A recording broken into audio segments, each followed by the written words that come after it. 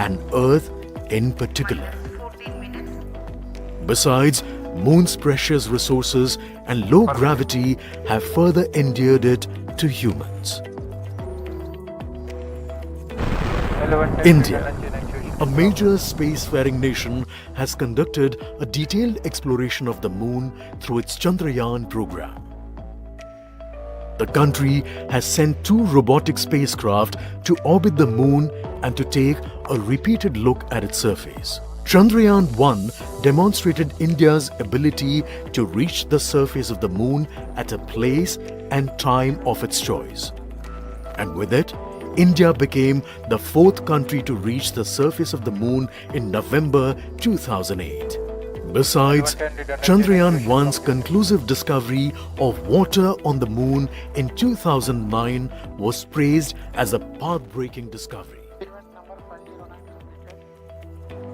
The follow-on mission, Chandrayaan-2, had an orbiter, a lander called Vikram, and a rover named Pragyan. In the past 4 years, the orbiter has repeatedly observed the lunar surface and even today is working satisfactorily.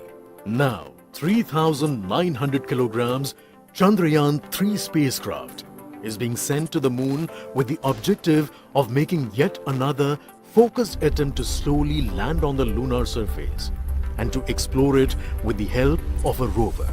Following the spacecraft launched by India's most capable rocket LVM-3, the Chandrayaan-3 lander carrying a rover within it will be carried into an orbit around the Moon by the propulsion module. A little later, the lander will separate from that module and will attempt to make a soft landing in the south polar region of the Moon.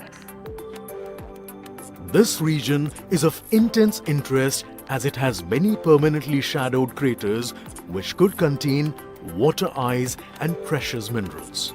Chandrayaan-3 lander has 4 scientific instruments or payloads, of which one will study the moonquakes, while the other one studies as to how the surface of the Moon allows heat to flow through it.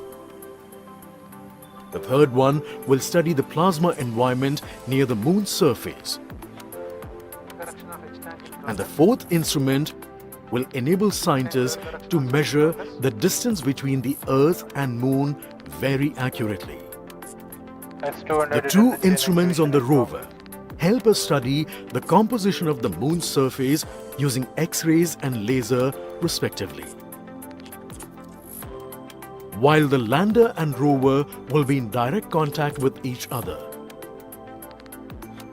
The propulsion module circling the Moon will observe the light coming from Earth, the only planet which we know which is definitely teeming with life. This observation will help in understanding the nature of distant planets circling stars other than the Sun.